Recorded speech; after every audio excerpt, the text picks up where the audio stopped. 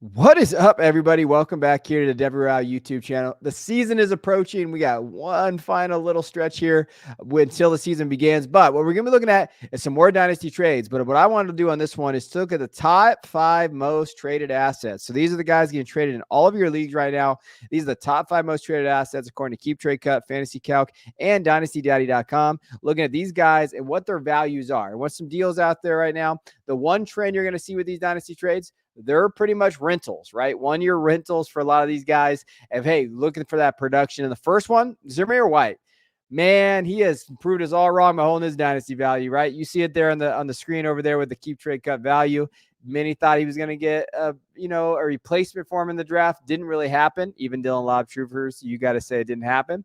Then he's hit this value where he's just kind of been consistent, right? That 3,000 mark in terms of his player value.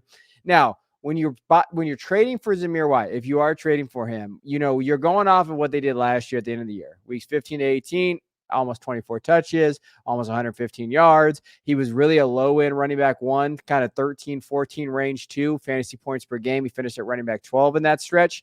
And the reason why is because of volume. He had the opportunity. But when you look at it this year, he still has the opportunity and he's still going to get the volume, right? And he was pretty explosive. He's a 25-year-old back, top 15 explosive run rate according to fantasypoints.com. You have to love his success rate last year. He is a volume-driven running back, but he's got the volume. So when you look at it from a contender perspective, if you're looking at a running back that you need volume, now I wouldn't necessarily go buy these running backs now if you're a contender, but if you really feel like you need that one last little piece and you can give up maybe an extra second that you have, Zamir Wright's not a bad get. And it doesn't mean that he's going to be out of the league next year either. Like he's going to have role and an opportunity. Will it be as big as this? I don't know. We'll see what he does with it. But if he can do what he did with it this last 4 weeks of the year, I mean, there's opportunity for him to be a better asset than we're giving him credit for because he's going to live up probably to his ADP right now or his Keep Trade Cut value, which is running back 27. If he stays healthy, like all these running backs, he'll probably finish in the middle of the pack of running backs, and you're going to get that value. Now, when you look at deals he's going for, pretty much getting traded for a second round pick. So that's 2025 seconds, late seconds. Really, that's what owners are doing out there. I thought some other interesting deals. He's getting paired with a lot of assets out there.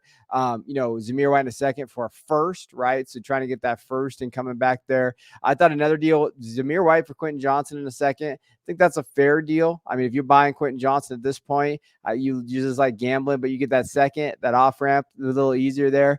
I do like some other deals here. Zamir White in a fourth for a second and third. That's creative. I think you don't want to give out a first. Maybe a manager wants to lay first, but you're like, hey, I'll give you I'll give you a second and third. There's ways to kind of play with it. The one I like for the Keenan Allen side, Zamir in a fourth for Keenan Allen. I do like the upside of Keenan Allen as a PPR machine with Chicago. That's a lot of fun there. Or on the bottom, Zamir White in the fifth for Jordan Mason in the third. Again, these are deals where you can see where if you're a contender and you have some extra assets lying around, you can pair them with a draft pick and go get Zamir White, which I don't think is a bad strategy. I do think Zamir White has upside as that running back too for this season. And if that's what you're doing, we're trying to win our leagues, Zamir White could be that guy. Now, the next player, again, the rental area. This is going to be the rental episode.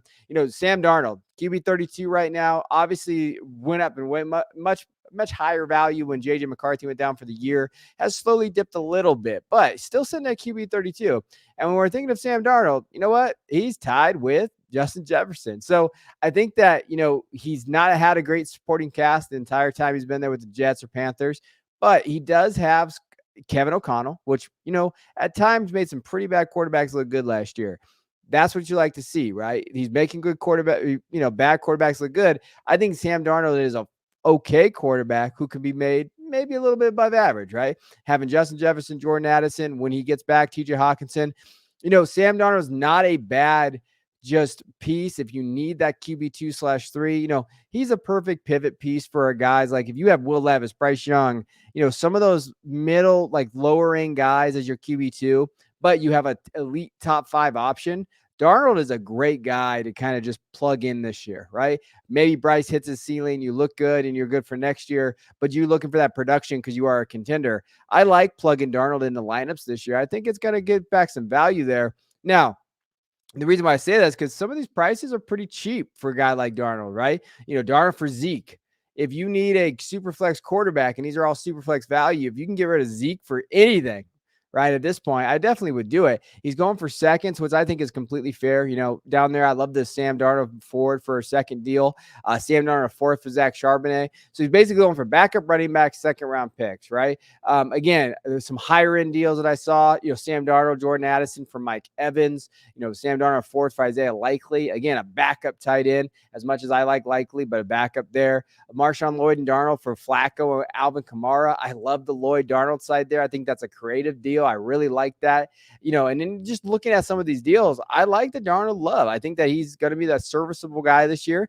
I think that, QB 32 keep trade cut value is a little bit too high, low, excuse me. I think that he can finish as a QB2. And if you have a top five guy, a Mahomes, a Allen, a Burrow, even a Richardson, someone like that you're like, Hurts, all those guys in that range, Caleb, those guys where you're a contender and you need a guy that's just maybe that solid QB2, Darnold could be a hell of an option and is a cheap option right now. Now, next guy that I've talked about preseason, is Terry McLaurin. I do think that, he's getting moved a lot right now because they just moved Jahan Dotson. So you're going to see a lot of kind of, either go with that value and buy him high, or they're selling him high right now. But when you think of it, I think he's going to be a threat, right? He's a deep threat for the Commanders. Last year with poor quarterback play, 80 receptions, 79 receptions, 1,000 yards, 4 touchdowns, but big playability. He had a ton of big plays out there, 23 catches of 20 yards or more. He was really, really good and efficient with bad quarterback play. Now you have Jaden Daniels there.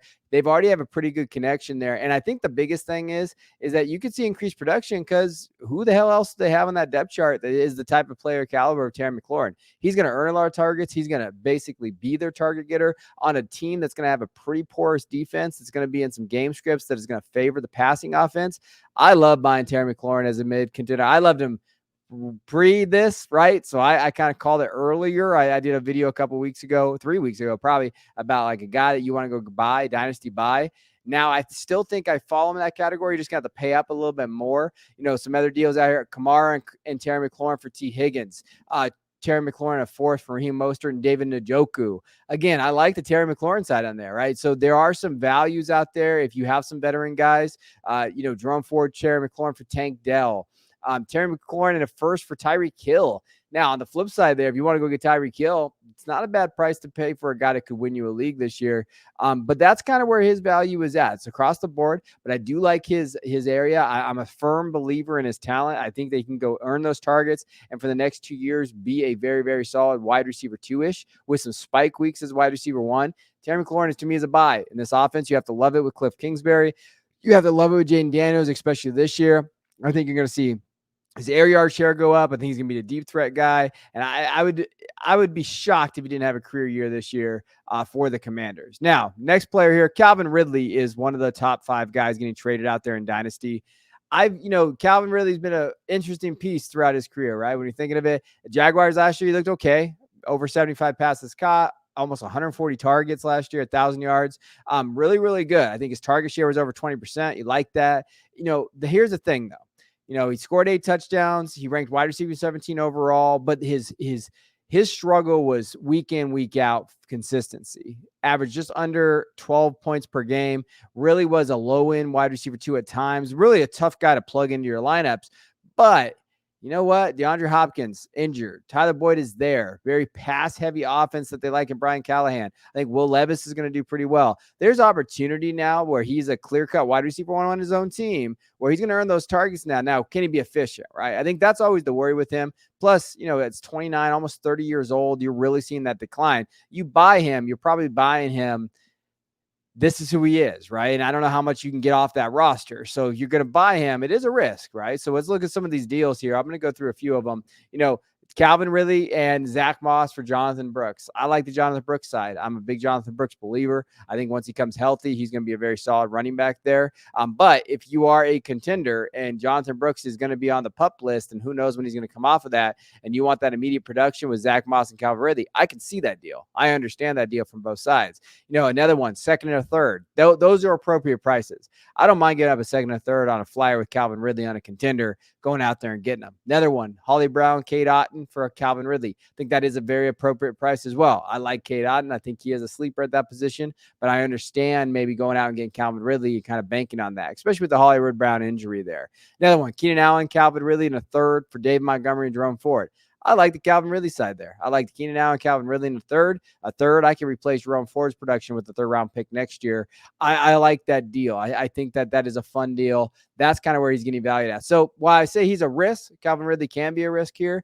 His prices don't dictate too risky, right? There are areas where you're like, I can take the shot on him.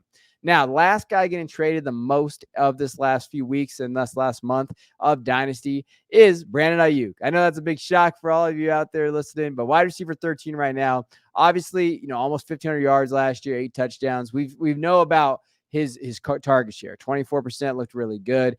Top 5 in yards per route run. He's just 26 years old, right? So to me, he's a top 15 guy, and many think he's a top 5 talent in the NFL. And he comes to the 49ers. They love him in that offense. We love that he's back, right? He signed a 4-year deal. He's going to be there. I think that when you're looking at it from this perspective, he's going to come hungry. I think he's going to come and earn those targets, and I think he's going to be the wide receiver 1 on an offense. You want the wide receiver 1.